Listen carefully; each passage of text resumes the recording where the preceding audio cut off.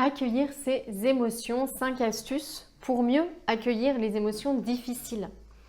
Dans cette vidéo, j'aimerais vous parler d'émotions et de comment accueillir les émotions dites négatives. On entend beaucoup parler de ce terme, accueillir les émotions. Je voudrais revenir dessus et puis vous partager 5 astuces, 5 idées pour réussir justement à accueillir ces émotions. Alors avant de commencer, je suis Mylène, la créatrice de cette chaîne YouTube. Si vous n'êtes pas encore abonné à cette chaîne et que les thèmes vous intéressent, n'hésitez pas à vous abonner et à me laisser également des commentaires sous les vidéos afin d'orienter notamment mes prochaines vidéos.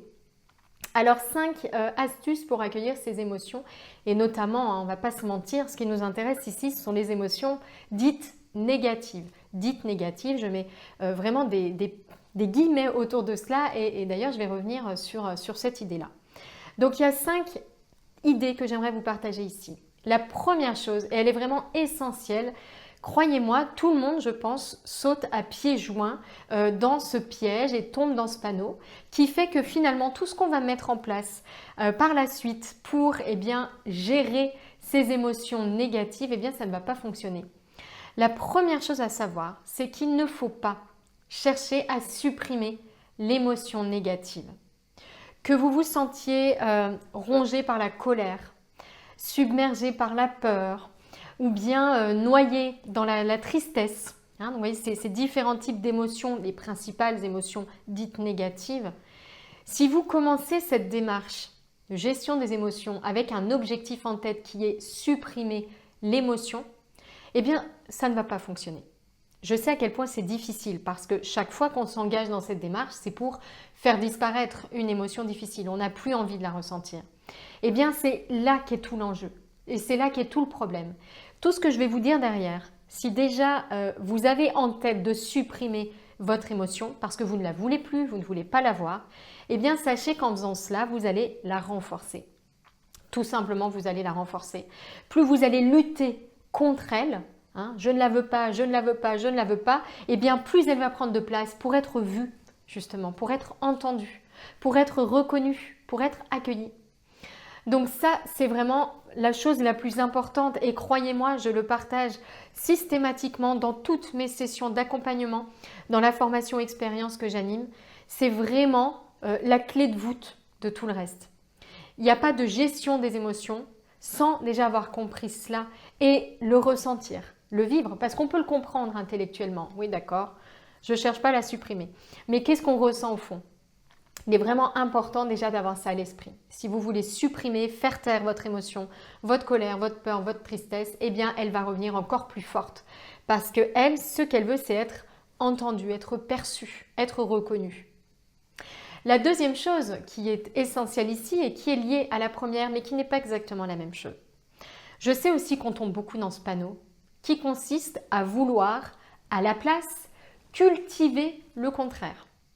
C'est-à-dire que si je me sens en colère, je vais essayer d'aller cultiver le pardon. Si je me sens triste, je vais essayer d'aller cultiver les émotions dites positives, entre guillemets. Si j'ai peur, je vais essayer d'aller cultiver l'amour ou autre chose.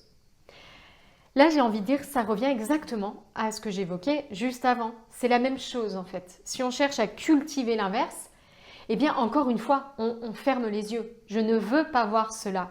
Je me concentre sur autre chose. Et c'est pour moi un gros défaut de la pensée positive ou tout ce qui est dit positif. C'est que c'est une négation du négatif.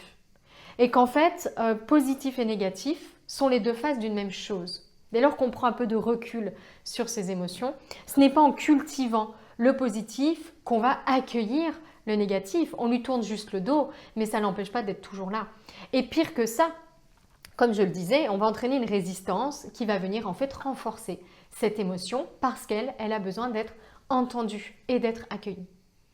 Donc ça, c'est vraiment la deuxième idée que je voulais vous partager et qui est très importante. Alors une fois qu'on a dit il ne faut pas faire ça, du coup, qu'est-ce qu'il faut faire pour accueillir nos émotions difficiles? C'est la troisième clé que j'aimerais vous partager ici, l'idée d'observer. L'idée est simplement ici d'observer. Observez votre émotion difficile, sans chercher à la supprimer, sans chercher à cultiver l'inverse. Juste, j'observe. Je la mets au centre de mon attention. Je regarde ce qui se passe. J'écoute, je ressens et j'observe. J'observe l'émotion, j'observe les pensées associées à l'émotion. J'observe les manifestations physiques de l'émotion et de la pensée qui va avec.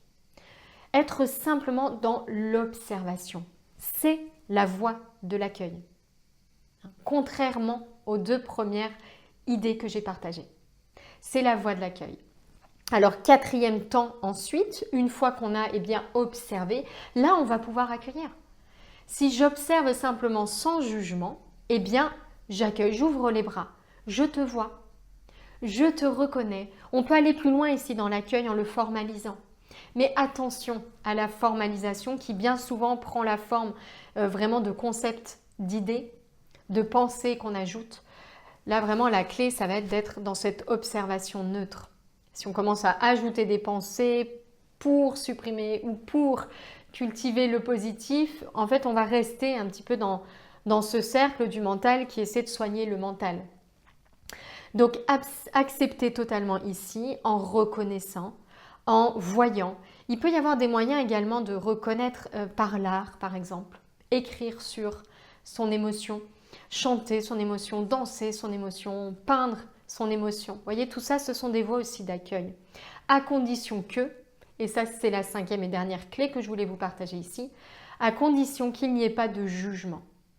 Si vous en revenez à juger, c'est-à-dire à penser, mais c'est quand même pas bien cette émotion, ça revient à la même chose. Si dans votre observation, vous voyez des pensées de jugement, vous n'êtes pas en train d'accueillir. Vous n'êtes pas en train d'ouvrir la porte à cet accueil. Vous êtes simplement en train d'ajouter des pensées aux pensées. Vous êtes en train de chercher à supprimer. Vous êtes en train de chercher à cultiver l'inverse.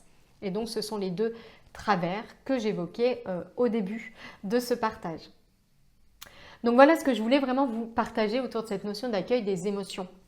Si c'est un sujet qui vous parle, si vous sentez que ça résonne et que ça fait écho, j'ai envie de dire, à votre cheminement du moment, sachez que je propose une conférence sur ces thématiques, ces 8 étapes pour créer la vie qui vous ressemble.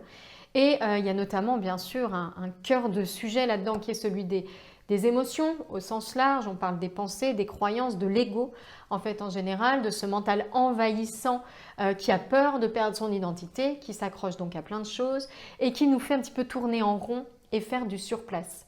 Donc si ça vous intéresse, je vais mettre un lien vers cette conférence en dessous de cette vidéo et je vous y retrouverai avec plaisir. N'hésitez pas à liker cette vidéo si elle vous a plu ou bien à la partager si vous pensez qu'elle peut être utile à une personne que vous connaissez. Très belle journée à vous!